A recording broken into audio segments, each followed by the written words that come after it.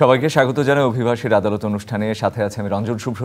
অভিবাসন প্রত্যাশী মানুষকে সচেতন করতে এই আয়োজন। প্রতি মাসের চতুর্থ শনিবার এই সময়টিতে বিরতিহীন আলোচনা আমাদের সাথে থাকেন অভিবাসন ইস্যুতে সমস্যাগ্রস্ত নাগরিক, থাকেন তাদের সমাধান দিতে বিশেষজ্ঞরাও। অবৈধ পথে ইউরোপ যাওয়ার চেষ্টায় বাংলাদেশি তরুণরা নতুন বিপদের মুখে পড়ছে। সম্প্রতি দেখা গেছে রাশিয়া হয়ে ইতালি যেতে গিয়ে অনেকেই দালালদের খপ্পরে পড়ে রুশ সেনাবাহিনীতে যোগ দিতেও বাধ্য হচ্ছেন।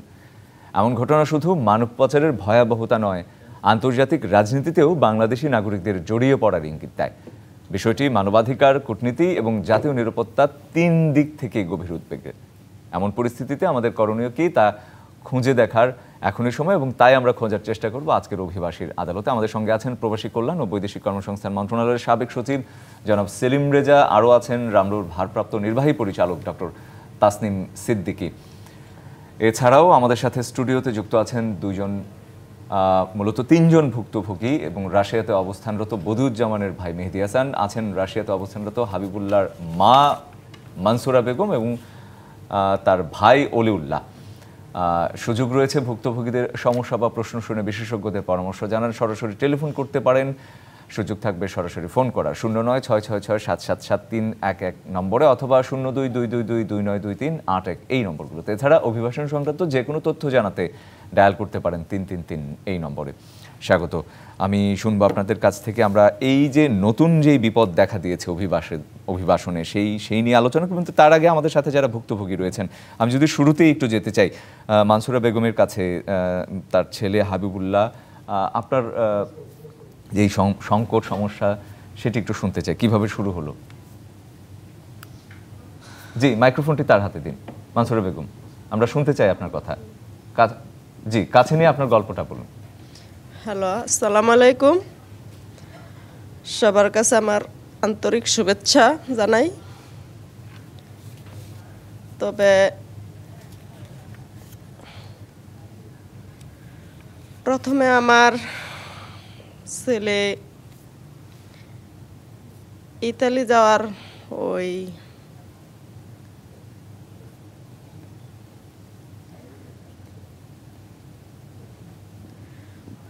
প্রথম আমরা শুনছি, বলুন আপনি। প্রথম আপনার আমাদের বাড়ি এলাকায় দালাল ফারুক মিদ্দা বলছে যে ইতালি নিবি। তো শুনছি আগে নাকি এক দেশ ঢুকাইছে 4-5 জন। তো এই কথা শুনে আমরা আমাদের পাশে উনি বলছে যে উনি নাকি ইতালিতে ভালো লিঙ্ক আছে বা ভালোভাবে নিতে পারবে। তখন আমরা কাছে এসে দাঁড়াই যে যদি কোনো সমস্যা না হয়, যদি কোনো না হয় তাহলে আমরা বই দিতে রাজি। তখন ফারুক মিদ্দা বলছে যে কোনো সমস্যা হবে না, আর ও সমস্যা সব কিছু সমাধান আমি দিয়ে দিব। তখন আমি বলছি যে আচ্ছা, যদি কোনো সমস্যা না থাকে আপনারা পাঠাবেন, তাহলে আমরা পাঠাবো। তখন 2023 সালে আমরা ওনার সাথে আমার আম্মু রেহানা বেগম এবং আমার কাকা বাদল গাজী ওনাকে সাথে নিয়ে পাসপোর্ট এবং 1 লক্ষ টাকা আমি ওই ফারুক মিদ্দার হাতে ওনার বাড়িতে গিয়া আমি ওনাদেরকে সাক্ষী গ্রহণ করিয়া তারপরে ওনাদের বাড়িতে আমি পাসপোর্ট আর টাকাটা দিয়ে আসি। আর উনি আমাকে বলছে যে কোনো সমস্যা নাই, কোনো অসুবিধা হবে না, আর দায়ভার যা আছে তা ও বুঝে নিবে, এই বলছে আমাকে। বলছে একদম কোনো সমস্যা হবে না। আচ্ছা, এখন আপনি পরের প্রসঙ্গটা বলুন। এর পরে কি হলো বলুন। পরের ঘোষণাটা হলো আপনার, তখন আমি 1 বছর প্রায় হয়ে গেছে। উনি বলে ওই আলবেনিয়া ভিসা করবে, এবং তখন আলবেনিয়া ভিসা করতে গেছে, তখন বলে যে আলবেনিয়া বন্ধ বা ভিসা করছে কিনা, ওয়ার্ক পারমিট এরম ধরনের প্রায় আমাদেরকে 3-4 মাস পর্যন্ত ঘোরাঘুরি ওনার করছি। ভাইয়ের কাছে চলে যান। জি। তখন ঘোরাঘুরি করার পরে আবার বলছে যে ওই কচুবু নাকি ওইদিকে মানে যাই হোক, নানাভাবে তাকে রাশিয়ায় পাঠানো হয়, তা হ্যাঁ, এরপর ভিসা কি হলো? করবে। তখন ওইদিকে ঘোরাঘুরি করে ঝামেলা করে তারপর আমাদেরকে বলছে ওই ওয়ার্ক পারমিট আইসা পড়বে, এই করবে সেই করবে, ওগুলি ভইলে আমাদেরকে প্রায় 1 বছর উনি নিয়ে যাচ্ছেন। তো 1 বছর প্রায় 2024 সাল উনি বলছে যে আমাদেরকে বই, আমরা বলছি যে আপনি না নিতে পারলে আমাদেরকে বই ফেরত পাঠান। জি। উনি বলছে যে দেখেন তো 1 বছর তো আপনি লেট করেছেন, আর একটা অফার মানসুরা বেগম, আমি আমি আমি আমি বুঝতে পেরেছি আপনার কথা। আমি একটু অলিউল্লাহর কাছে যদি এবারে শুনতে চাই, তার ভাইয়ের কথা একটু তার কাছে দিন। রাশিয়া নিয়ে যাওয়া হলো, এরপর কি হলো? ভাই আমি তো প্রথম থেকে বলি মাইক গুছায় বলতে না। পারি না, দরকার নেই, আমরা জানি সময়ের স্বল্পতার কারণে আমরা রাশিয়ায় যাওয়ার পর কি হলো সেটি শুনতে চাই। রাশিয়াতে যাওয়ার পর যখন ওই এম্বাসিতে পড়ছে, এম্বাসিতে যাওয়ার পর ওই ইমিগ্রেশনে আটকাইছে, আটকানোর পর যে তোমরা এত অল্প বয়সে কেন তোমরা রাশিয়ায় আইছো, কিসের জন্য? পরে বলছে যে তারা দেশ সফরে 3 মাসের জন্য। তারা পরে ওই দেশের আছে রিসিপশনে ওদেরকে আটকাইছে। আটকানোর পর প্রায় এদেরকে সিল টিল মাইরা ফেলছে যে রাশিয়া থেকে নিয়ে আসা বলবো, বাংলাদেশে পাঠায় দিব। তখন ওইখানে আর একটা ইন্ডিয়ান একটা দালাল ছিল, ওই দালালে যখন আসছে রিসিপশনে তাদেরকে এরকম এরকম বলছে যে তারা যুদ্ধে যাইব বা এরকম এরকম বিষয় বলছে, তখন ওদেরকে এমনিতেই ছাইরা দিচ্ছে। আর বাংলাদেশে মূলত এভাবে যুদ্ধের মাঝে নিলে এমনিতেই ফ্রি যাওয়া যায়, এভাবে কোনো টাকা পয়সা লাগে না। তারা যখন শুনছে যে তারা যুদ্ধ করবে তখন তাদেরকে ছাইরা দিছে। তখন ছাইরা দেওয়ার পর প্রায় 2-3 দিনের জার্নি একটা ট্রেনে। তো ট্রেনের জার্নি করার পর এই হঠাৎ আমাকে কল দিছে যে ভাইয়া ইমুন ইমুন আমারে তো যে চকলেট ফ্যাক্টরিতে নেব। পরে আমাকে চকলেট ফ্যাক্টরিতে যাইলে ভালো, পরে কোথাছে উঠতে পরে আবার কল দিছে যে আমাকে না সেনাবাহিনী ক্লিনার কাজ দিব আর কি। আমি কই কেমনে? পরে কয় সেনাবাহিনীর চাকরি দিব। আমি কই কীভাবে? তুই তো লেখাপড়া বাংলাদেশের প্রায় ইন্টার পাস করছস, তোর তো এরকম যোগ্যতা নাই, তুই কিসের সেনাবাহিনীর চাকরি করবি? ওইখানে তুই ভাষা জানোস না, কিছুই জানোস না, তুই কিসের চাকরি করবি? তারপর বলতেছে কই ওরা জানে, ওদের সাথে কথা বল। তখন ওই দালালের কাছে আমার এক কল ধরায় দিছে। আমি কই ভাইয়া কীভাবে তাদেরকে কীভাবে কই নিয়ে যেতেছেন? কয় না ওরা তো সেনাবাহিনীর ক্যাম্পে যাইব, ক্লিনার টিনার করবো, এই রাইফেল টাইফেল এগুলি মুছবো। আমি কই না আমার বাইরে আমি দিতাম না, আমার বাইরে দেশে পাঠান, আমি আমার ভাইরে দিতাম না, এনতে ব্রেক। ততদিনে কত টাকা দিয়েছেন? তখন আমরা প্রায় টাকা সব নিচে 13 লক্ষ টাকা সৌদি থেকে যখন ইয়াতে রাশিয়া পাড়া দেয়, কয় তোমরা যদি টাকা দাও তাহলে দ্রুত কাজ হইব, না হলে কাজ হইব না, টাকা পরিশোধ করো চালু। তখন আমাদের কাছ থেকে ফারুক 13 লক্ষ টাকা নিয়ে যায়। নিয়ে যাওয়ার পর রাশিয়া এভাবে নিচে পরে আমি বলছি যে আমার ভাইটাকে ফেরত পাঠায় দিন। পরে বলতেছে কয় এখন ইত্যা করলে লাভ হইব না, টাকা সব মার যাবে। আমাকে টাকা মার দিলে আমার বাইরে দেশে পাঠায় দিন। তারপর কি হলো? তারপর ওরা কি করছে, ওই দেশে নিয়ে তাদের যে কন্ট্রাক্ট পেপার আছে 1 বছরের, আমার ভাইয়ের ওই দেশে কন্ট্রাক্ট পেপার জোর করে সাইন করানো হয়। সাইন করানোর পর বলতেছে যে 1 বছরে 60 লক্ষ টাকা কন্ট্রাক্ট। 60 লক্ষ টাকা কন্ট্রাক্টের পর ওই দেশে কন্ট্রাক্ট পেপারে সই করার পর ওই সেনাবাহিনী দিয়ে পড়ছে।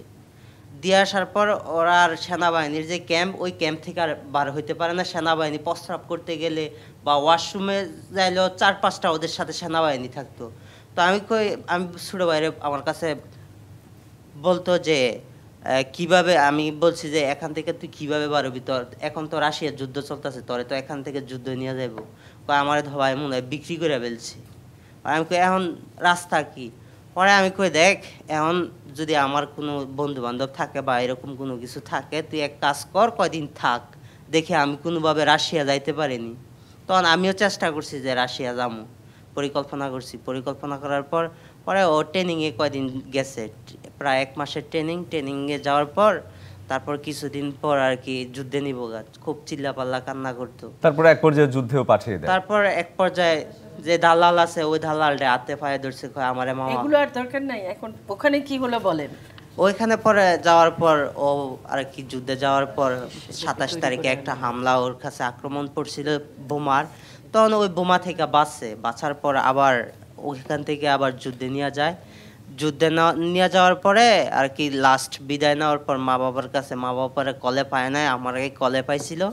কলে পাওয়ার পর বলতেছিল যে ভাইয়া আমার তো অবস্থা ভালো না, যদি বাঁচি কোনো সময় তাহলে কথা কইস, আর যদি না বাঁচি তাহলে আল্লাহর রাস্তায় আমাকে মাফ করে দিস। এরপর থেকে নিরুদ্দেশ। যুদ্ধে যাইতেছি, তারপর আর এই যে যাওয়ার পর আর কোনো খোঁজ খবর নাই।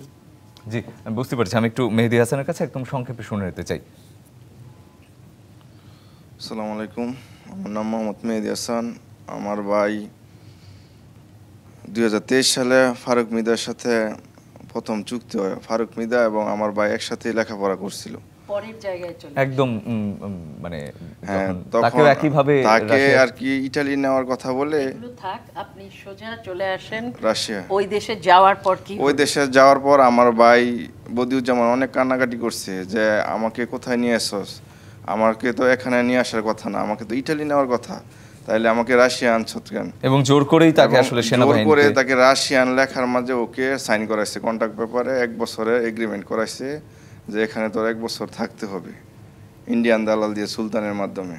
তখন আমার ভাই অনেক কান্নাকাটি করতো, খাইতে পারতো না, ঘুমাইতে পারতো না, শীতের সময় পানি ইউজ করতে পারতো না, ভাতও রাশিয়া যাওয়ার পরে একদিনও ভাত খেতে পারতো না। তো তারপর এরপর থেকে মানে সবশেষ তার সাথে কবে যোগাযোগ হয়েছে? সর্বশেষ আমার ভাইয়ের সাথে 10 মার্চ কথা হয়েছে। ভাই এরপর 3:30 থেকে বাজে আমাকে কল দিছে, কল দিয়ে বলতেছে যে আমি অনেক কষ্টে আছি, যুদ্ধের মাঝে আছি, আমার উপর দিয়ে ড্রোন যাচ্ছে আসছে, কখন যে মারা যায় আল্লাহ ছাড়া কেউ বলতে পারবে না, আমার লেগে দোয়া করিস, মারে কইস আমারে দোয়া করতো, আর যদি ফারস তো চেষ্টা কর আমার এতে বাঁচানোর জন্য। এখন আপনারা সেটাই চান এবং এরপর থেকে আর কোনো যোগাযোগ নেই? এখন এরপর থেকে আমার ভাইয়ের সাথে আমাদের কোনো যোগাযোগ নেই 10 মার্চের পর। জি, ধন্যবাদ। তাসনিম সিদ্দিকী, এই মানে মর্মান্তিক ঘটনা, মানে মর্মান্তিক গল্প যাই বলি না কেন, এই দালাল চক্র নতুন করে এই বিপদটা আসলে কিভাবে শুরু হয়েছে? আপনারা দীর্ঘদিন ধরেই কাজ করছেন, মানে শুরুটা আসলে কিভাবে? বিশ্ব রাজনীতিটা আজকাল এমন হয়ে গেছে, যুদ্ধ তারা নিজেরা করবে না, যার যুদ্ধ সে করবে না, সেখানে যত দরিদ্র দেশের দরিদ্র জনগোষ্ঠী আছে তাদেরকে ব্যবহার করবে। এটারই একটা উদাহরণ আমাদের এই যে আজকে রাশিয়া এবং ইউক্রেন যুদ্ধে এই যে আমার পরিবারগুলো সেখানটায় মানে তাদেরকে নিয়ে যাওয়া হচ্ছে, প্রলোভনটা হচ্ছে চাকরির, বিশাল বেতনের চাকরি, এবং লিগালি আপনি কিন্তু কিছু বলতে পারবেন না, কারণ তারা সই করাচ্ছে কন্ট্রাক্ট যে তুমি এখানে সৈন্যবাহিনীতে যদি যোগ দাও তোমাকে 1 বছর পর সিটিজেনশিপ দেওয়া হবে, তোমাকে এরকম বেতন দেওয়া হবে। সুতরাং তাকে ওই যুদ্ধে পাঠানো হচ্ছে। পাঠানোর পরে যেই সব এলাকাগুলো দখল করছে আমাদের ধরেন রুশ সেনাবাহিনী, সেইখানে এদেরকে ইউক্রেনের সেই জায়গায় আমাদের লোক শুধু বাংলাদেশি নয়, উজবেকিস্তান, আফগানিস্তান, শ্রীলঙ্কা, এমনকি আফ্রিকা থেকে লোককে সেখানে রেখে আসছে, এবং পরে যখন এরা আবার জায়গা দখল করতে আসছে তখন এদেরকে মেরে সেই দখলটা নিচ্ছে। অর্থাৎ প্রাণঘাতী হচ্ছে আমাদের মতো দেশের লোকেদের। এই যে ব্যাপারটা, এটা কোনো আমার সরকারের সাথে তাদের কোনো চুক্তি হয়নি, কোনো কিচ্ছু হয়নি। এটা একদিকে যেরকম বৈধভাবে যাবার জন্য একটা প্রক্রিয়া রয়েছে, সেই প্রক্রিয়ার ভেতরে বাংলাদেশ থেকে যখনই সমঝোতা চুক্তি স্বাক্ষরিত হলো তার ভিত্তিতে লোক যাচ্ছে, ওইটার পাশাপাশি দালাল চক্র এখানটায় তৎপর হয়ে গেল। এবং ওই দেশে এই যে ইন্ডিয়ান দালালের কথা বললেন, যে এটা এরকমই, পুরো চক্রটাই এরকম, ইন্ডিয়ান, অন্য দেশি, বাংলাদেশি, ওই দেশে থাকা সবাই একত্র হয়ে বাংলাদেশি যে দালাল চক্র রয়েছে তার সাথে দ্রুত সমঝোতা করে তারা এখান থেকে লোক নেয়ার ব্যবস্থা শুরু করে দিয়েছে। কাউকে নিয়েছে সৌদি আরবে, সেখানে ওমরা ভিসার পরে রাশিয়াতে পাঠিয়ে দিয়েছে, কাউকে আরও মেসিডোনিয়া নিবে বলে করছে। এরকম নানান কিছুর ভেতর দিয়ে তারা কিন্তু এইভাবে আমাদের মানুষগুলোকে নিয়ে সেখানটায় তারা তাদের জীবন নাশ হয়ে যাচ্ছে। জি, আমি শুনবো সেলিম রেজার কাছ থেকে শুনবো। হাবিবুল্লাহর একটি ভিডিও আমাদের মোবাইল ফুটেজ আমাদের হাতে এসেছে, সেটি একটু দেখে নিতে চাই। আসসালামু আলাইকুম। যে আমি যুদ্ধের দিকে রওনা দিছি, অসুবিধা নাই। আমার লগে আছে এই যে আমার বন্ধু বোবা, এই যে আমার লগে আমার বন্ধু বোবা আছে, আর একটা আছে আমার বন্ধু করা পাগলা বন্ধু। এটা হচ্ছে পাগলা বন্ধু। বন্ধু বন্ধু ফ্রেন্ডস Stop, man. Туда-сюда пару друзей сделать, а только за нем. Слава России, блядь. তো এটা হচ্ছে আমার পাগলা বন্ধু, অসুবিধা নাই। আল্লাহ, আর বিশেষ করে আব্বু আর মা তো দোয়া করো, হ্যাঁ আমার লেগে দোয়া করো। নামাজ পড়ে দোয়া করো, অসুবিধা নাই। হ্যাঁ, আমার লাগে দোয়া করো, আল্লাহ ভরসা। আল্লাহ জানি না কত কি রাখছে, আল্লাহ ভরসা, চিন্তা করো না, আর আমার প্রতি চিন্তা করো না। আমি বাংলাদেশি মোহাম্মদ বদরুজ্জামান। আমাকে এখানে এসেছি, ফারুক বলেছে যে আমাকে ইত্যাদি পাঠাবে। সে এখানে এসে সেনাবাহিনীতে আমাকে না বলে তার বস আমাকে ঢুকাই দিয়েছে, রাশিয়াতে আমাকে পাঠিয়েছে। আমি এখানে অনেক কষ্টের মধ্যে আছি, আমাকে যুদ্ধের মধ্যে পাঠাচ্ছি। আমি এখানে অনেক কষ্টের মধ্যে আছি। এখানে আমি 13 লক্ষ টাকা আমার কাছ থেকে নিয়েছি। সে বলেছে আমাকে, সে আমার কাছে প্রতিটি কাজে প্রতারণা করেছে। সে আমাকে প্রতারণা করেছে আমার কাছ থেকে। টাকাও লাগে না, আপনার হেল্প করবেন, আপনাদের সহযোগিতা কামনা করছি। আমি বাংলাদেশ নৌসদী শিক্ষক থানা ব্রাহ্মণী গ্রামের একজন মানুষ। আমাকে আপনারা হেল্প করবেন। আমি এখানে অনেক কষ্টের মধ্যে আছি, আপনারা আমাকে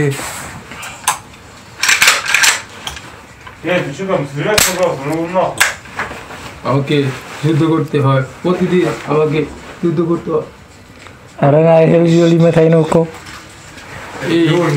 এই জন্য আমি আপনাদের কাছে দোয়া চাই এবং সবার জন্য দোয়া করি। সবাই ভালো থাকবে, আমার জন্য দোয়া করবেন, আমাকে হেল্প করবেন। হৃদয় বিদারক দৃশ্য, এবং জানেই না আসলে তাদের পরিবার জানি না, এবং ভয়াবহ যে অভিজ্ঞতার ভেতর দিয়ে যাচ্ছে। সেলিম রেজা, আপনার কাছে প্রশ্ন থাকবে যে এই যে এই অভিজ্ঞতার মধ্য দিয়ে যাচ্ছে, এবং যেটি বলা হচ্ছে যে গণমাধ্যমের তথ্য বলছে যে 20 জনের মতো বাংলাদেশ থেকে গিয়ে সেখানে আসলে নানাভাবেই খপ্পরে পড়েছে, যুদ্ধ করছে, কারো কারো প্রাণহানি হয়েছে, কেউ কেউ তাদের স্বজনদের মতো নিরুদ্দেশ রয়েছে। পররাষ্ট্র মন্ত্রণালয়ের বা বাংলাদেশ সরকারের আসলে এই সব ঠেকানোর জন্যে কি ধরনের পদক্ষেপ নেওয়া উচিত বা নিচ্ছে কি না? আচ্ছা, ধন্যবাদ। আসলে আমরা যে ভিডিও দেখলাম এবং যে বক্তব্য শুনলাম, এটা অত্যন্ত হৃদয় বিদারক এবং অত্যন্ত দুঃখজনক। প্রথম হলো যে যুদ্ধে নিয়ে গেছে একজনের মানে সম্মতির বাইরে, তাকে যে জোর করে চাকরি করানো বা যুদ্ধ নেওয়া, এটা হলো প্রথম হলো যে এটা চরম মানবাধিকার লঙ্ঘন। যে এইরকমভাবে কাকে জোর করে এইভাবে নেওয়া যায় না চাকরিতে, এটা মানবাধিকারের চরম লঙ্ঘন। এখন প্রশ্ন হলো যে এই যেভাবে গিয়েছে, এটা একদম প্রথম কথা হলো এটা সম্পূর্ণরূপে আমাদের দেশের আইন অনুসারে এটি মানব পাচার। যে তাদেরকে প্রথমে নিয়ে গেছে সৌদি আরবে উমরা করার জন্য, এবং সেখান থেকে তাদেরকে রাশিয়াতে নিয়েছে হলো ভিজিট ভিসা দিয়ে। তার কারণ এই দালাল চক্রও জানে যে ওখানে গেলে তাদেরকে যেহেতু ওখানে যুদ্ধ চলছে, তাদেরকে এই ফাঁদে ফেলতে পারবে। এই জন্যই কিন্তু তাদেরকে নেওয়া হয়েছে।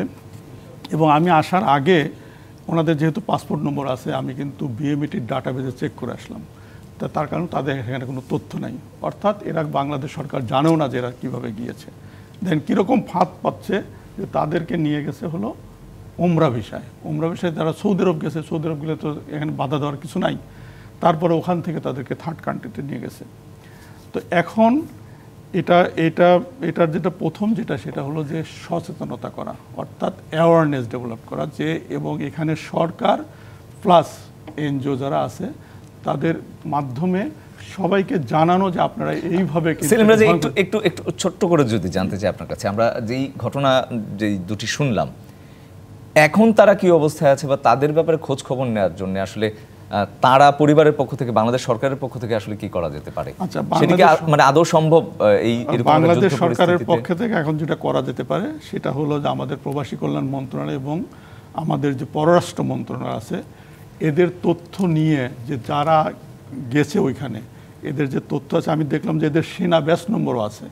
কাজে এইসব তথ্য দিয়ে আমাদের পররাষ্ট্র মন্ত্রণালয়ের মাধ্যমে আমাদের এখানে যে মিশন আছে, এখানে যে রাশিয়ান মিশন আছে তাদেরকে জানানো, আর আমাদের যে মিশন আছে রাশিয়াতে, যে আমাদের বাংলাদেশ মিশন আছে, তাদের মাধ্যমে তাদের সরকারকে জানানো যে আমার দেশের নাগরিক তোমাদের এখানে তাদের মতের বিরুদ্ধে তারা যুদ্ধে নিয়ে গেছে, তাদেরকে আমরা ফেরত চাই।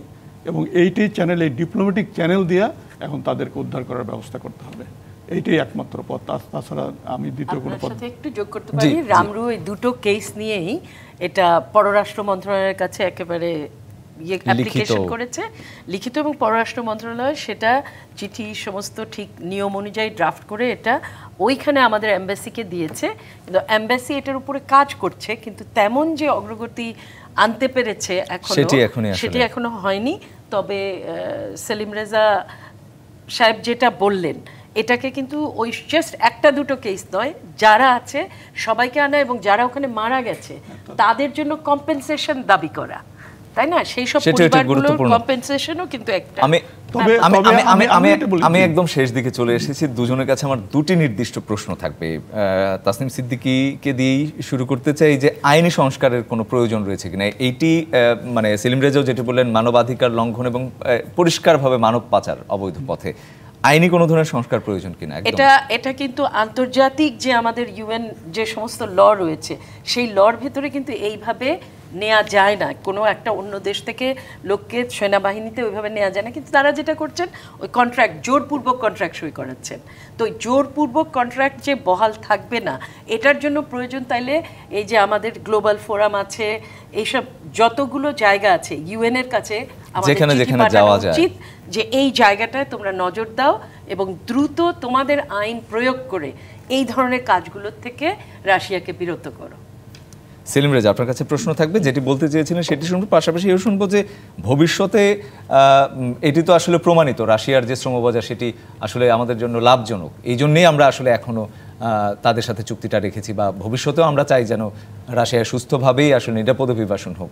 সেটি আসলে আরো কিভাবে নিয়ন্ত্রণ করা যায় বা নিয়ন্ত্রণ?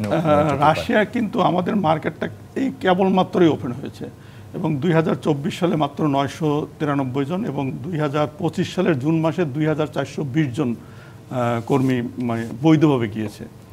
আমাদের এটা একটা মার্কেট যেহেতু নতুন ওপেন হচ্ছে, কাজেই এটার উপর একটা তীক্ষ্ণ দৃষ্টি রাখতে হবে গভর্নমেন্টকে, যাতে এই মার্কেটটা নষ্ট না হয় এবং বৈধভাবে যাতে লোক যেতে পারে ওখানে, যাতে যদি ডিমান্ড থাকে সেই বৈধভাবে সেই ডিমান্ডগুলো প্রকিউর করা, এক্সপ্লোর করা এবং আমাদের এখান থেকে যাতে বৈধভাবে যেতে পারে, এটার একটা ইয়া। আর একটা হলো যে আমি তো বললামই, যারা এখানে আটকে গেছে, যুদ্ধে যারা আটকে গেছে তাদের ওইভাবে ডিপ্লোম্যাটিক চ্যানেল ইয়ে করতে হবে। তবে এটা কিন্তু অসম্ভব না, তার কারণ সম্ভব, তার কারণ আমার একটা এক্সপিরিয়েন্স আছে। 2003 সালে যখন গালফ ওয়ার হচ্ছিল তখন আমি কুয়েতে কর্মরত ছিলাম, তখন কিন্তু একজন ড্রাইভার এরকম কিন্তু হয়েছিল, তখন তাকে কিন্তু ফেরত আনা গিয়েছিল, আনতে পেরেছিলাম আমরা। এবং তখন আমার রাষ্ট্রদূত ছিল কিন্তু এই যে বিএনপির যে নজরুল ইসলাম খান সাহেব, এবং উনি খুবই একটা মানে ভালো স্টেপ নিয়ে কিন্তু তাকে ফেরত আনতে পেরেছিলেন। কাজেই ফেরত আনাও কিন্তু সম্ভব, একদম অসম্ভব কিছু না, বাট কাজটা কিন্তু অনেক কঠিন, খুবই কঠিন, এবং আমাদের এখনই কূটনৈতিক তৎপরতা শুরু করতে হবে। এই ভবিষ্যতে এই ধরনের ঘটনাগুলো এড়াতে নিশ্চয়ই এখন থেকেই সরকার সহ সংশ্লিষ্ট সব পক্ষগুলোকে, সরকারি বেসরকারি রামরুর মতো যারা প্রতিষ্ঠান রয়েছে, সরকারের যেই সব যারা স্টেক হোল্ডার রয়েছেন সবাইকে নিশ্চয়ই, এবং আপনারা জি নিশ্চয়ই গণমাধ্যমেরও একটি ভূমিকা রয়েছে এবং সচেতনতা, যেটি আপনারা দুজনেই বারবার বলেছেন যে এই মানে সচেতন করতে হবে যাতে এইভাবে যাতে না বাড়ায়। আর একটা কাজ করতে হবে, আপনি যেটা বলেছেন, আমাদের আইনে কিন্তু এটা সম্পূর্ণ মানব পাচার এবং অলরেডি কেস হয়েছে এবং এই ফারুক মেদা ধরা পড়েছে দালালকে, এবং দালাল সেই বিচার নিশ্চিত যাতে কঠোর শাস্তি হয় সেই ব্যবস্থা করতে হবে। অসংখ্য ধন্যবাদ দুজনকে। আমরা একদম শেষ দিকে চলে এসেছি। অভিবাসী কিংবা অভিবাসন প্রত্যাশী যে কাউকে সহায়তা করে থাকে রামরু, অভিবাসন সংক্রান্ত যে কোনো তথ্য ও সেবা পেতে অথবা এই সংক্রান্ত অভিযোগ জানাতে রামরুর ঠিকানায় অথবা 33 নম্বরে সরাসরি যোগাযোগ করতে পারেন। ঠিকানা 179 সাত্তার ভবন, শহীদ সৈয়দ নজরুল ইসলাম সরণি, বিজয়নগর, ঢাকা 1000। ইমেল করতে পারেন তাদেরকে অভিযোগ ramru@gmail.com। ফেসবুকে জানাতে পারেন www.facebook.com/rmmru। এছাড়া ফোন করতে পারেন 0088019111 744-624 এবং 333 এই নম্বরগুলোতে। এই ছিল আজকের মতো অভিবাসীর আদালত অনুষ্ঠানে। ভালো থাকুন, সুস্থ থাকুন সবাই।